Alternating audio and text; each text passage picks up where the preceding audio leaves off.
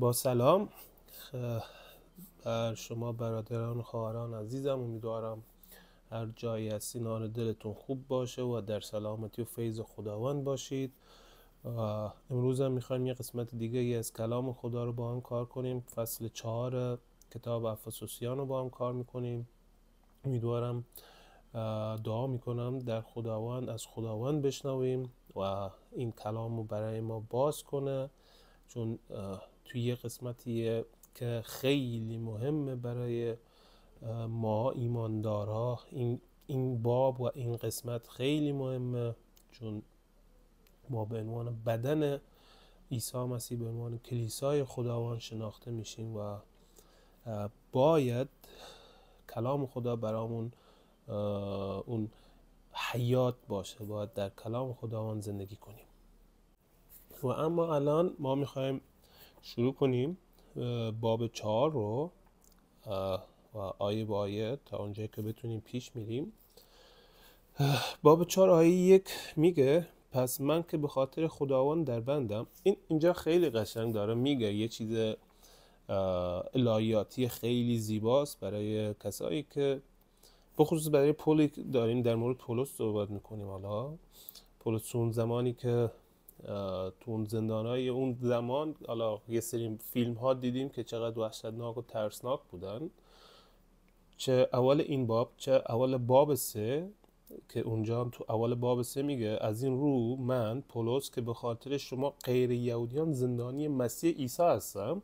و اینجا میگه پس من که به خاطر خداوند در بندم. این ببین چقدر روح خداوند در این شخص کار میکنه، چقدر چجوریه وقتی آدم تو اون شرایط سخت قرار گرفته بازم نمیگه من زندانی مثلا اون سزار هستم، من زندانی کی هستم، اون پادشاه هستم. من میگه من زندانی خداوندم، زندانی عیسی مسیح هستم، چون میدونه اون شخص، اون پادشاه، اون مشکل، اون زندان نمیتونه جلوی قدرت خداوند رو بگیره، نمیتونه جلوی اراده خداوند رو بگیره، چون بزرگتر از هر گناه، بزرگتر از مشکل، بزرگتر از هر زندانی خداوند عیسی مسیحه.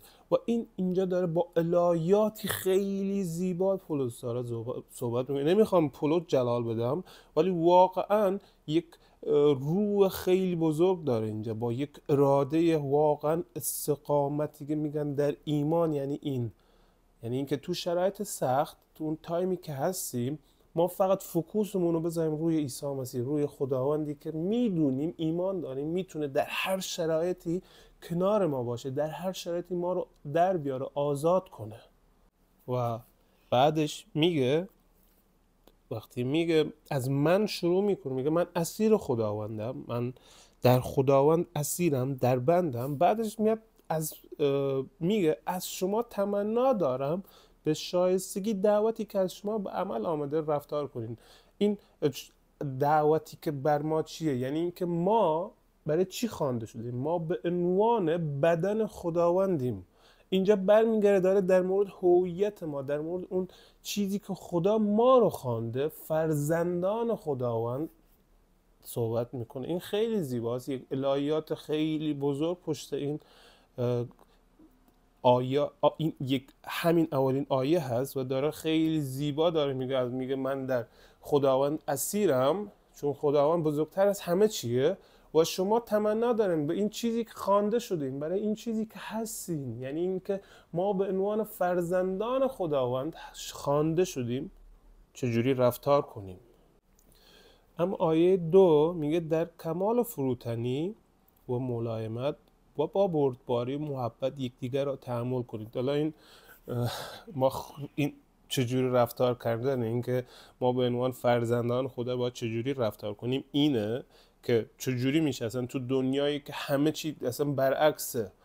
واقعا الان خودتونو بذارین تو دنیایی که همه چی برعکسه، چجوری من میتونم فروتن باشم؟ چجوری من میتونم با ملایمت، با صبر، با محبت یکدیگر رو، این قسمتش خیلی مهمه، تحمل کنیم. این خیلی مهمه.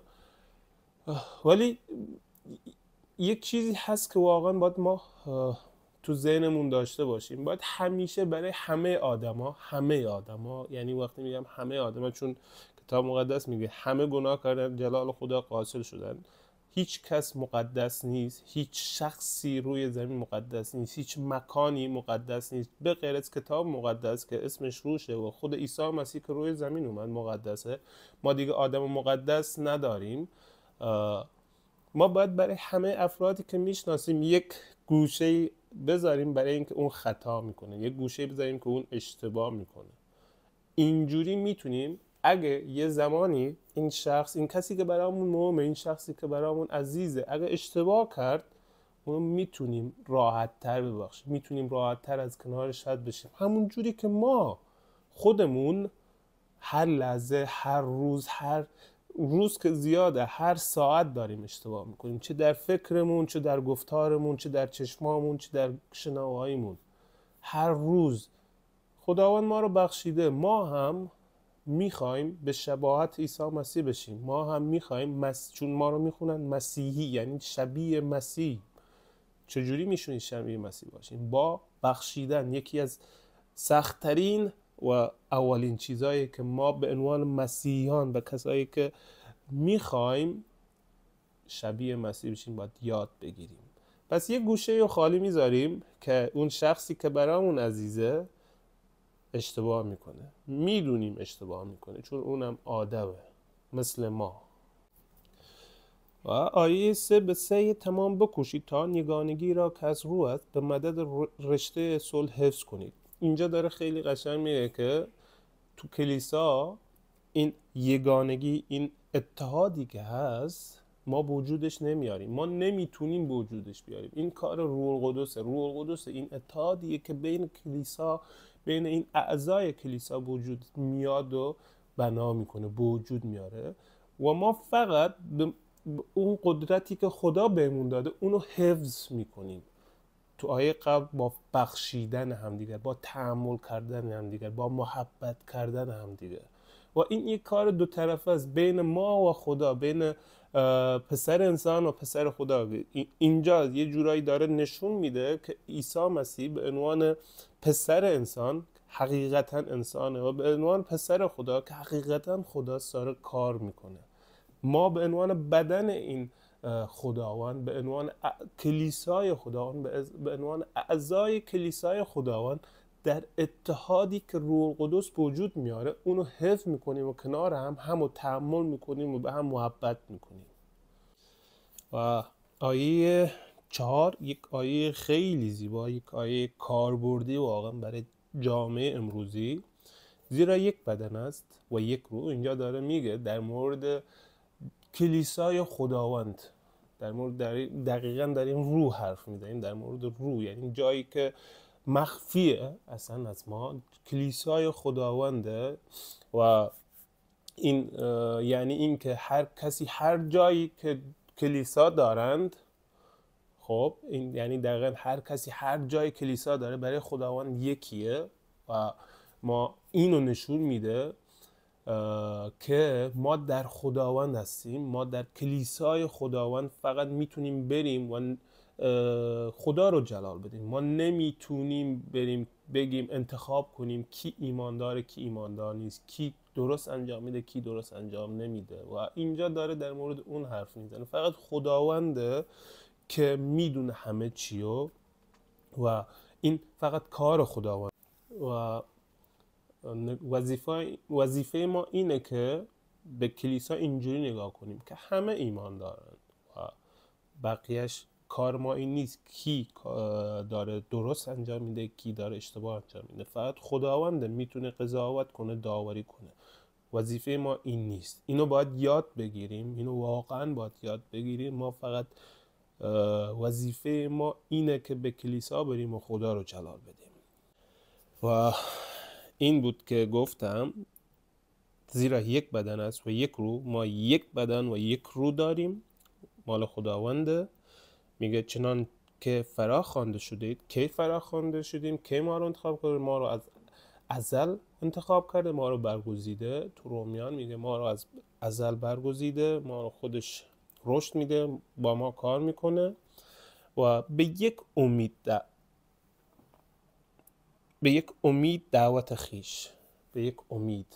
ما فقط یک امید داریم، اونم عیسی مسیحه. برای همینه که گفتم ما هیچ جای مقدسی نداریم، هیچ شخص مقدسی نداریم. مثلا بگن مثلا مریم مقدس، البته مقدس نیست. بگن مثلا ما بریم پیش مریم برامون دعا کنه. نه، ما یک شخص داریم، یک امید داریم، یک کسی که میتونه ما رو نجات بده، اونم عیسی مسیحه. پس ما 2 تا امید نداریم، 3 تا امید نداریم، فقط یکیه، اونم عیسی مسیحه. و هیچ شخصی، هیچ کسی، هیچ مکانی، هیچ چیزی نمیتونه مقدس باشه غیر از خداوند و کتاب مقدس.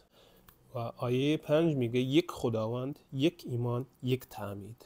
اینجا برای ایمانداران اولیه، کلیسای اولیه داره میگه که یک خداوند داره اونجا، چون اون زمان ما داریم وقتی میگیم یک خداوند یعنی که خداوند ما عیسی مسیح، یعنی ارباب ما، پادشاه ما، کسیه که ما رو نجات میده. برای اون ایمانداران اولیه که اون تایم پادشاه خودشو خداوند میخوند، داشتن اینجا دارن میگن که خداوند ما فقط عیسی مسیحه. برای ما هم امروز اینجوریه، ما اعلام میکنیم که یک خداوند داریم، خداوند عیسی مسیح. یک ایمان داریم، ایمان به عیسی مسیح. یک مجموعه از کاران نیست که ما انجام بدیم، مجموعی از اعمال نیست که ما انجام بدیم که نجات داشته باشیم. ما فقط با ایمان به عیسی مسیح که نجات رو داریم. و یک تعمید، این هم یه بحث خیلی مهمیه، تعمید. ولی اینجوری بگم، این تعمید یعنی که پیوستن به کلیسا، یعنی ایمان آوردن، یعنی اولین کاری که برای پیوستن به کلیسا باید انجام بدیم این تعمیده. و اولین دستوره که حالت سمبولیک هم داره ولی قلباً کارش انجام میده. تا اینجا پول داره یه تعلیم خیلی خاص میده به ما، یه تعلیمیه که به ما نشون میده 3 تا موضوع که این اتحادی که ما داریم، این چیزی که ما داریم در اون زندگی میکنیم، این اتحاد و روح القدس به وجود میاره. از فقط روح القدس اونو میتونه بنا کنه.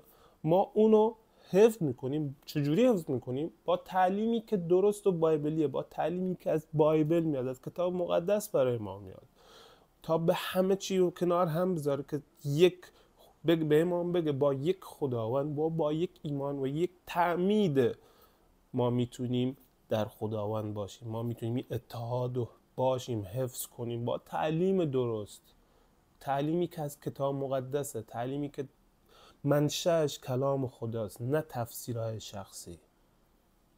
و آیه 6 میگه و یک خدا و پدر همه که فوق همه، از طریق همه و در همه است.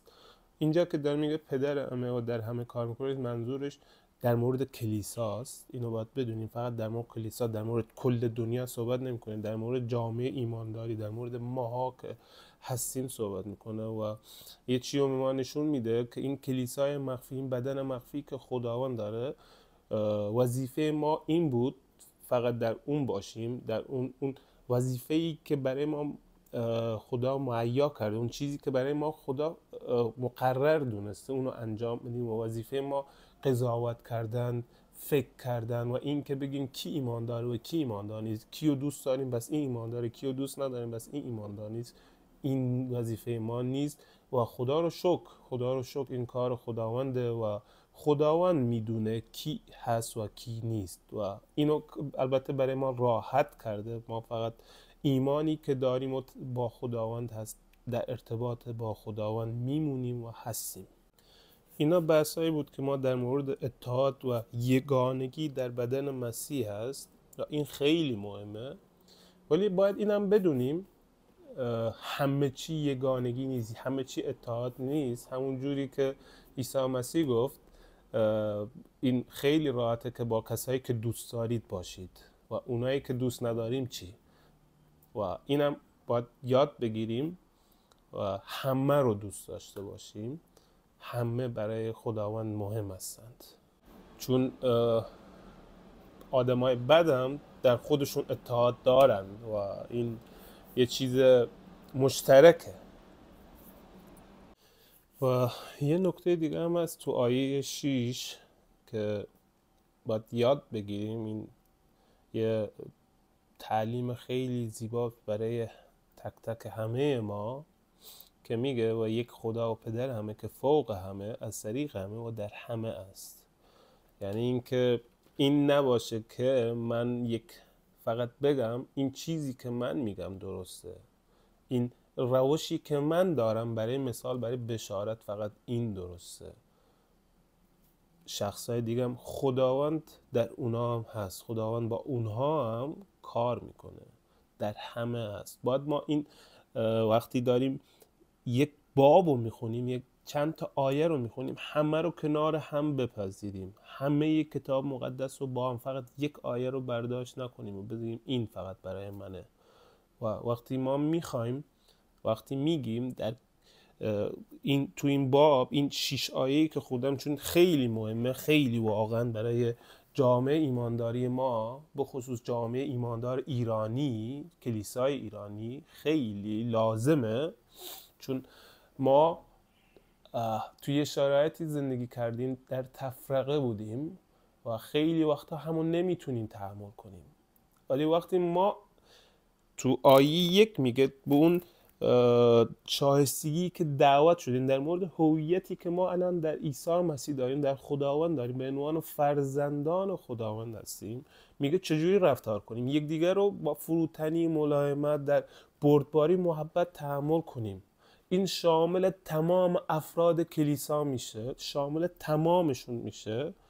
ما باید اون یگانگی که روح القدس برامون وجود آورده رو چجوری حفظ کنیم. با تحمل کردن هم گفتم باید یک گوشه رو خالی بذاریم برای کسایی که با ما مخالفند. هر کسی که با ما مخالف بود، هر کسی که یک نظر برعکس ما داد، یک نظری داد خلاف اون چیزی که ما داریم، اونو دشمن نگیم، اونو بی ایمان معرفی نکنیم. این خیلی مهمه، چون واقعا ما تو یک کلیسای ایرانی خیلی مشکلات داریم.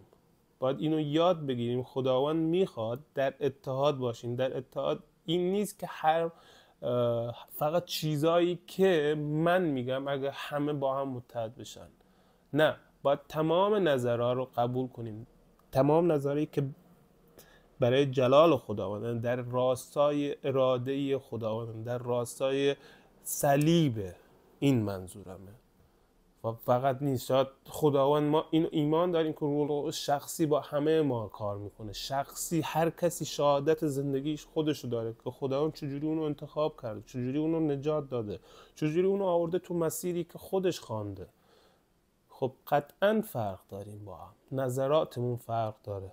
خداوند در همه ما، در جامعه کلیسا، در این بدن کار میکنه و ما باید یاد بگیریم اگه میخوایم مسیحی باشیم، اگه مسیحی هستیم، اگه ایمان داریم به خداوندمون، باید یاد بگیریم نظر مخالفین خودمونم احترام بذاریم.